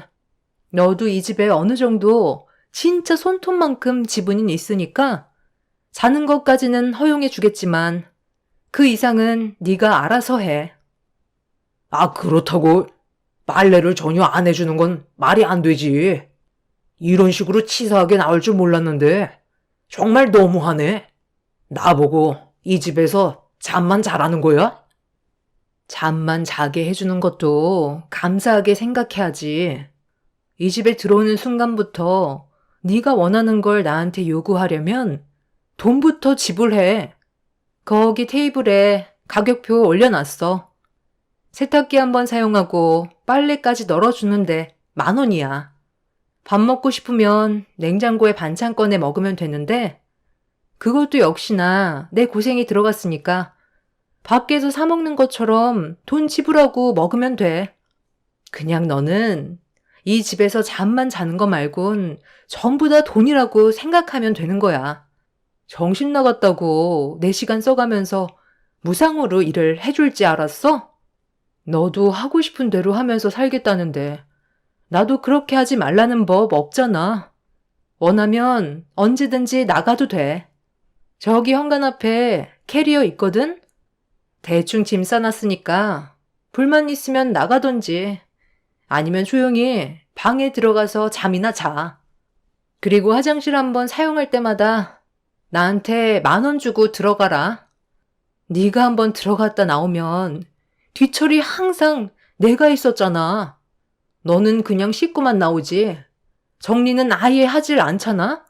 그 일도 내가 해야 되니까 당연히 돈을 받아야겠지? 작은 걸 봐도 무조건 10,000원이니까 나한테 돈 주고 싶지 않으면 밑에 관리사무소 가서 볼일 보고 오든지 해. 아, 그리고 저기 CCTV 달아놨거든? 나 자는 동안 네가 몰래 돈도 안 주고 집안의 물건 함부로 사용할 수 있을 거 아니야. 계산은 철저하게 해야 돼서 설치한 거니까 나한테 돈 주기 싫으면 들어가서 잠이나 자. 너 나랑 뭐 하자는 거야? 정말 이런 식으로 할 거야? 애들 장난하는 것도 아니고 집안의 물건 사용할 때마다 돈 내라는 게 말이 되냐? 이럴 거면 차라리 이혼을 해. 그게 내가 원하는 거야. 불만이 있으면 이혼해. 나도 어차피 더 이상 너 같은 쓰레기랑 같이 살고 싶은 생각 전혀 없어. 나 일해야 돼서 바쁜데 말 시키는 것도 돈이다. 남편은 전혀 예상하지 못한 상황에 당황해선 얼굴을 붉혔어요. 이미 본인이 저와 함께 살고 싶지 않아서 멋대로 하겠다는데 제가 그런 남편한테 끌려다니며 애원하고 싶지 않았고 이미 저 또한 마음이 떠나가 버렸기 때문에 남편과 관련된 어떠한 일도 해주고 싶지 않았습니다. 그날 이후 남편은 제가 예상한 대로 집에 들어오지 않았어요. 갈 곳이 시댁밖에 없다는 걸 알고 있던 저는 전혀 신경을 쓰지 않았고 이 문제로 시모에게 계속 연락이 왔지만 받지 않았습니다. 어차피 좋은 말 듣지도 못하는데 스트레스 받는 일을 만들고 싶지 않았어요. 그렇게 남편과 별거를 한 지 2달 정도 되는 동안 남편과 시모는 저희 집에 찾아오지 않았습니다. 아마 시모가 옆에서 제 욕을 엄청 많이 하고 있다는 걸 대충 예상할 수 있었어요. 용돈 받아가면서 생활한다고 했으니 저와 하루빨리 이혼하길 원하고 있겠죠. 남편도 자기가 벌어들인 월급 혼자서 쓰게 되니 더는 제가 필요 없다고 생각할 게 뻔했었고, 저와 이혼을 하게 되면 어떻게 손해를 안 보게 될지 그런 것들을 고민하고 있을 것 같은 느낌이 들었습니다. 그래서 저 또한 이혼을 하기 위한 준비를 시작했고, 제가 받았던 상처 그대로 돌려주고 싶었어요. 그리고 2달이 지나고 3달이 되었을 시점에 남편이 집으로 들어왔어요. 저는 그런 남편을 무시하고 제 할 일 하고 있었는데 제 옆으로 다가와 말을 붙였어요. 내가 요 몇 달간 곰곰이 생각을 해봤는데 이렇게 사는 건 정말 아닌 것 같아. 다시 예전처럼 지낼 수 없을까? 내가 앞으로 잘하면 되잖아. 아니야, 그럴 필요 없어. 네가 언제 올지 몰라서 항상 저기 거실 테이블 위에 서류 올려놨었거든? 저기에 사인만 하면 돼. 그럼 우리 각자 자유가 되는 거야. 내가 잠깐 정신이 어떻게 됐었나 봐. 그때 컴퓨터 좋은 걸로 하나 장만하고 싶었는데 수중에 돈이 없으니까 짜증이 나더라고. 당신이랑 내가 한 입을 덮고 살아온 지 8년이나 지났는데 삶이 달라지기는커녕 오히려 빚만 더 늘어났잖아. 그래서 많이 답답했던 것 같아. 나 지금 우리 집에서 한바탕 하고 오는 길이야. 아버지가 더는 이 꼴 못 보겠다고 나를 내쳐버렸어. 그런 상황에서 우리 엄마가 끼어들면서 부모님 대판 싸우길래 나로 인해 많은 사람들이 피해를 보는 것 같아 다시 돌아온 거야. 잘못된 건 바로 잡을 수 있잖아. 그러니까 마지막으로 딱 한 번만 기회를 주면 안 될까? 우리 아직 법적으로 부부인데 그 정도 배려는 해줄 수 있지? 도대체 뭔 생각으로 다시 들어온 거야? 내가 평소 당신 성격을 아는데 시부모님이 싸웠다고 해서 과거를 되돌아볼 정도로 변하지 않는다는 거 잘 알거든? 아, 나 정말 뉘우치고 있어. 당신이랑 이혼한다고 해서 내 삶이 완전 달라지는 건 아니잖아. 이혼만 했지. 월급 300만 원 받는 직장인인 거 바뀌지 않는 거고 삶이 다르지 않다는 거야. 한 번만 기회를 주라. 앞으로 내가 상우한테도 정말 잘할게. 내가 어떻게 해주면 봐줄 수 있겠어? 월급이라도 다 주면 되는 거야? 이번 달은 내가 돈을 다 써버려서 다음 달 월급 받을 때 건들지도 않을게. 당신이 다 가져가면 되잖아. 앞으로 주는 대로만 용돈 받으면 용서해 줄 수 있는 거야? 그동안 연락 한 통 없다가 갑자기 찾아온 남편은 다짜고짜 용서를 구하는데 좀 당황스러웠어요. 시부의 성격상 원래 좀 무뚝뚝하긴 했지만 그렇다고 저를 엄청 아끼거나 제 편을 들어준 적은 없었는데 남편한테 화를 냈다는 거에 좀 놀랐었습니다. 제가 모르는 무언가가 분명 있을 것 같아 머릿속이 혼란스러워 생각할 시간을 좀 더 달라고 했어요. 이미 저는 상처를 받은 상태라 남편이 용서를 구한다고 해서 제 마음이 풀리는 건 아니었습니다. 남편은 그날 이후 쥐죽은 듯이 집에서 생활을 했어요. 당연히 집안에서 생활하는 모든 것들은 전부 다 돈으로 해결을 받습니다. 제가 풀리지 않을 때까지는 무엇이든 돈을 지불해야만 했죠. 그렇게 일주일 정도의 시간이 흐르는 동안 남편이 저한테 보인 노력은 집안 청소나 설거지, 그리고 자기 빨래는 자기가 하는 등 여러 가지로 저를 도와주고 있었습니다. 그런 노력이 눈에 들어오기 시작하면서 제 마음 또한 점점 풀리고 있었는데 남편이 잠깐 휴식을 취하고 있는 제 옆으로 다가와 앉았어요. 이게 뭐야? 유람선 여행? 이걸 나한테 보여주는 이유가 뭔데? 여길 지금 가고 싶다고? 한 사람당 110만 원이나 되는 고가의 상품인 것 같은데? 우리 엄마가 요즘 유람선 여행 가고 싶어서 입에 달고 사는데 아들인 내가 어떻게 그냥 지나칠 수가 있겠어. 나 다음 달 월급 들어오니까 당신이 한 번만 도와주면 안 될까?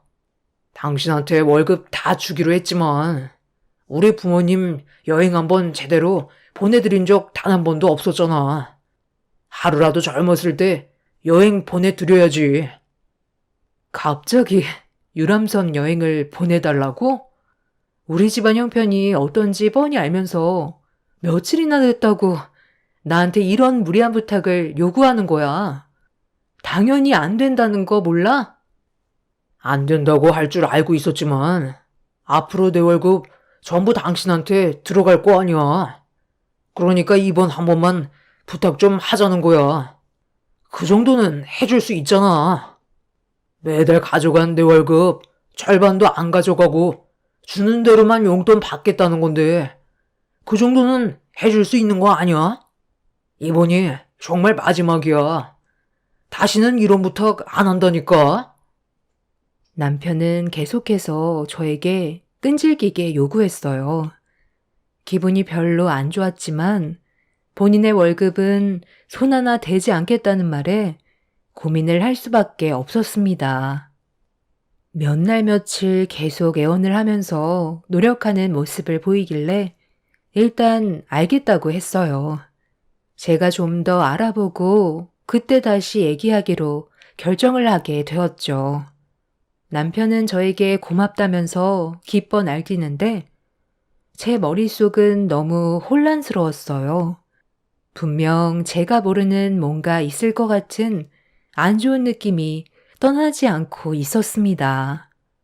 연락도 없이 갑자기 찾아온 것도 이상한데 며칠 잘하는 것처럼 행동한 남편이 갑자기 내민 120만 원 패키지 구성으로 되어 있는 유람선 여행을 보내달라는 게 상당히 이상해 보였어요. 괜히 또 얼굴 붉히고 싶지 않아 일단 알았다고 대충 넘기긴 했었지만 남편은 제가 시부모님 여행을 보내준다고 착각을 했는지 혼자 좋아하고 있었습니다. 저는 이 문제를 어떻게 해결하면 좋을지 고민을 하게 되었고 일이 손에 잡히지 않아 늦은 새벽까지 일을 하던 저는 커피 한 잔 마시려고 주방으로 나왔어요.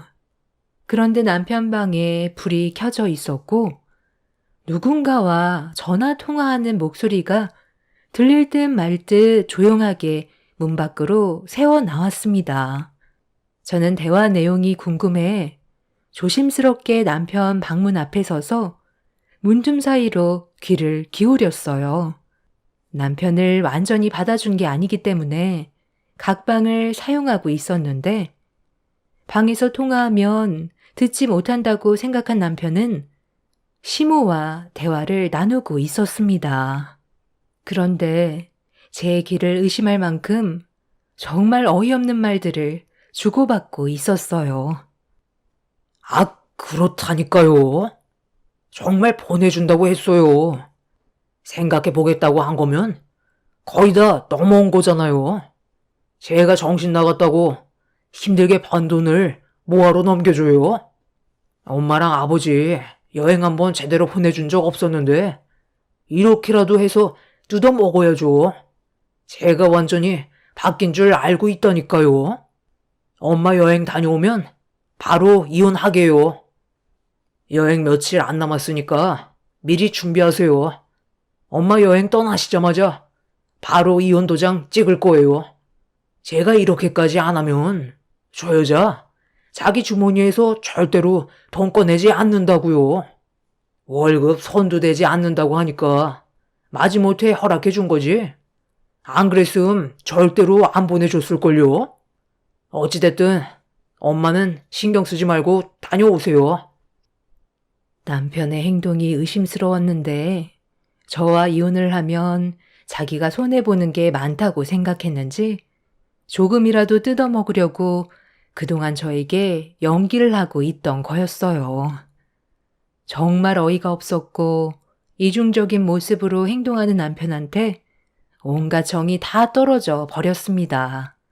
확실하게 모든 걸 알게 된 이후 다음날 아침에 남편을 불렀어요. 120만 원 유람선 여행 보내줄게. 그 대신 당신도 내가 원하는 조건을 들어주는 게 좋겠어. 일단 여기 이혼 서류에 도장부터 찍어줄래? 우리 관계 아직 정리 안 됐잖아. 당신이 나한테 조금이라도 거짓말을 하고 있다면 지금 말해. 하지만 조금도 거짓된 행동을 하지 않고 나에게 진실한 모습만 보여줬다면 이혼 서류에 도장을 찍어. 만약 서로 조금의 문제라도 생긴다면 그때 우린 뒤도 안 돌아보고 이혼하는 거야. 나한테 한 약속 끝까지 지켜줬으면 좋겠어. 앞으로 당신 월급은 내가 관리하는 거고 그 조건으로 시부모님 유람선 여행 보내드리는 거야. 그리고 집안의 가장으로서 최선을 다하면서 살아줬으면 좋겠어. 만약 우리 관계에 문제가 생긴다면 상우도 볼 수 없을 거야. 나는 마지막으로 기회를 주는 거니까 나한테 진심으로 다가온 게 맞다면 이혼 서류에 도장을 찍어. 당신 마음이 진심인 걸 보여주라고. 그럼 내가 거짓으로 얘기했겠어? 당연히 진심이지.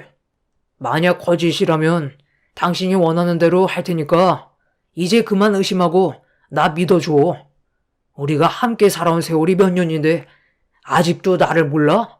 나 출근해야 되니까 이따 저녁에 다시 얘기하자. 오래간만에 우리 외식이나 할까? 바람 안 쐬러 간 지 오래됐잖아. 내 마음이 아직 전부 다 풀린 게 아니라서 그건 나중에 하는 게 좋겠어. 그러고 보니 우리 부모님도 여행 안 보내드린 지 오래됐는데 이번 기회에 같이 보내드리는 게 좋겠네. 패키지 상품이 꽤 좋아 보이는데 같이 가도 문제 될 건 없잖아? 그렇게 해도 되는 거지? 워낙 바쁘셔서 못 갈지도 모르는데 일단 물어는 볼게. 뭐? 같이 가신다고?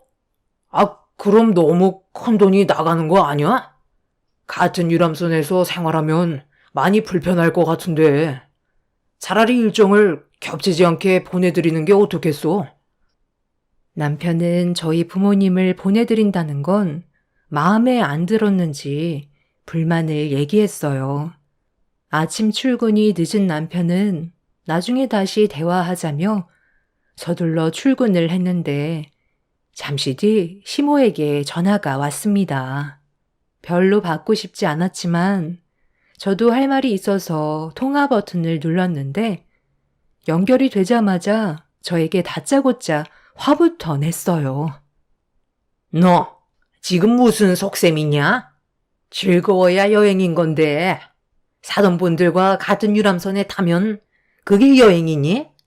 같은 공간에 있는 것 자체가 불편하고 어색한데 적은 돈도 아니고 인당 100만 원이 넘는 유람선 여행을 망칠 생각이야?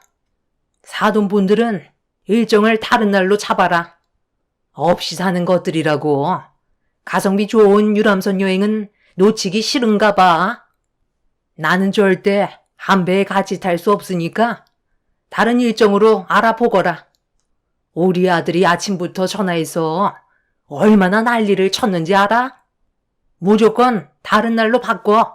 알겠니? 제가 물어보니까 다른 날은 벌써 예약 마감이 되어 버렸더라고요. 그래서 더는 일정이 남아있지 않아요. 그렇게 가기 싫으시면 어쩔 수 없죠. 저희 부모님은 나중에 따로 보내드리든지 할게요. 그럼 차질 없이 여행 계획 잡으세요. 어머님이 이렇게까지 저희 집안을 싫어할 줄은 몰랐네요. 그래도 그렇지. 없이 사는 것들이라뇨. 어찌됐든 어머님 이름으로 예약해 놓을 테니 현장 가셔서 이름 말씀하시면 표 줄 거예요. 앞으로 이틀 남았는데 계획 잘 하셔서 다녀오세요. 남편이나 시모나 사람들이 하나같이 다들 본인들만 생각하는 이기적인 사람들이었어요. 어차피 저희 부모님이랑 시부모 한 배에 태워 보내드릴 생각 조금도 없었습니다. 그냥 어떤 반응을 보일지 그게 궁금했던 거였죠. 예상했던 대로 이기적인 모습을 보여준 그 인간들한테 온갖 정이 다 떨어져 버렸고, 제가 계획한 대로 일정이 진행이 되고 있었습니다. 그렇게 며칠 뒤 주말에 남편과 저는 시부모 유람선 여행을 위해 표를 끊는 곳으로 향했어요. 남편은 저까지 뭐하러 가냐고 했지만 저는 꼭 가야만 하는 이유가 있었기 때문에 시부모님 유람선 타는 모습 보고 싶다며 남편과 함께 차를 타고 목적지로 향하게 되었습니다. 그렇게 도착해 차에서 내렸는데 유람선 표 끊는 곳에 사람들이 웅성거리고 있었어요. 시모가 화를 내면서 난리를 치고 있길래 남편이 달려가 무슨 일인지 확인을 하기 위해 서둘러 달려갔어요. 아니, 글쎄. 며느리가 내 이름을 말하면 유람선 탑승표를 준다고 했는데 내가 명단에 없다잖아. 예, 이게 무슨 일이니? 왜 내 이름이 명단에 없는 거야? 아, 그거요? 제 이름으로 결제를 했거든요. 어머님 이름으로 결제를 하려고 했다가 마음이 바뀌어서요. 잠시만요. 아, 이제 곧 올 때가 됐는데. 아, 저기 오고 있네요. 뭐야? 왜 저 외제차에서 사돈분들이 내리시니? 그리고 여기 선착장인 왜 온 거야? 같은 유람선 안 타기로 하지 않았어? 나한테 거짓말 한 거야? 저는 거짓말 한 적 없는데요. 거짓말은 제가 아니라 당신 아드님이 했겠죠. 정말 어이가 없어서 저한테 접근했던 게 고작 이깟 유람선 여행 가려고 했던 거예요. 본인들 돈 쓰기 싫으니까 나를 살살 굴려서 결제하게 만든 다음 이혼하려고 했다면서요? 아침부터 녹음된 증거물 틀고 싶지 않으니까 저리 좀 비켜주세요. 저희 가족 여행 가기로 했는데 배웅 나와주셔서 정말 감사해요. 보니까 벤츠 외제차로 터미널에서부터 선착장까지 데려다주는 패키지도 있더라고요. 저희 식구들이 언제 외제차 타보겠어요. 이번 기회에 큰맘 먹고 패키지 상품에 포함시켜 봤거든요. 엄마, 괜찮았어요? 관광지 한 바퀴 도니까 기분이 어떠셨어요? 언니, 나 기분 정말 좋았잖아. 내 평생 외제차 보기만 했지 직접 타본 적 없었는데 관광지 한 바퀴 돌 때 친절하게 설명까지 전부 다 해줘서 너무 좋았다니까. 그런데 돈 꽤 들지 않았어? 외제차 2대면 가격이 상당할 텐데. 우리 가족 여행 보내주려고 너무 무리한 거 아니야? 유람선 여행도 상당히 비싸던데. 아, 어차피 이 사람한테 위자료 청구하면 되니까 상관없어. 살면서 한 번쯤은 우리 가족 여행 가보는 게 소원이었잖아. 당신 뭐 하자는 거야? 지금까지 나를 속이고 있었던 거야? 네가 원하는 대로 여행 갈 수 있을 것 같아? 당장 여행 티켓 취소해. 너희들도 절대 못 가. 어차피 네가 아무리 발버둥 쳐봤자 할 수 있는 건 아무것도 없어. 나한테 얼마나 많은 증거물들이 쌓여 있는지 알아? 너는 나 여행 다녀올 때까지 기다리고나 있어. 저는 외제차 투어를 마친 부모님과 동생들을 유람선에 올려 태웠어요. 시모와 남편은 저를 보며 온몸을 바들바들 떨면서 분노를 냈고, 저는 남편을 밀친 뒤 제 아들과 함께 유람선에 올라탔습니다. 그렇게 가족들과 행복한 여행을 즐기면서 남편한테 받았던 안 좋았던 모든 과거의 일들을 훌훌 털어버린 뒤 여행 일정이 끝나자마자 남편과 이혼을 했어요. 본인이 내뱉은 말들 때문에 반박도 못하고 제가 해달라는 대로 모든 걸 다 해야만 했었죠. 본인들이 원하는 건 하나도 얻지 못하고 되레 당하기만 한 멍청한 시댁 식구들과의 연을 끊어낸 저는 지금 더할 나위 없이 행복하게 잘 살고 있습니다. 이혼을 하면서 남편이 집안의 가장으로서의 기여를 하지 못한 점들, 그리고 그간의 본인 입으로 말한 것들이 법적으로 많은 도움이 되었고, 위자료 청구 소송으로 제가 승소해서 거의 모든 재산을 제가 가지고 올 수 있었어요. 정말 지긋지긋했었는데 모든 게 끝나고 나니 제 속이 다 후련합니다. 선착장에서 유람선도 타지 못한 채 캐리어만 끌고 멀뚱히 쳐다만 보고 있던 그때 시모의 모습이 어찌나 웃겼는지 이 글을 쓰는데 자꾸 웃음이 나오네요. 지겨웠던 남편과의 삶 청산했으니 앞으로 저희 가족들과 행복하게 살고 싶어요. 똥차 지나갔으니 앞으로 좋은 일만 있겠죠. 여러분들의 삶에도 언제나 축복이 함께 하시기를 바랍니다. 감사합니다.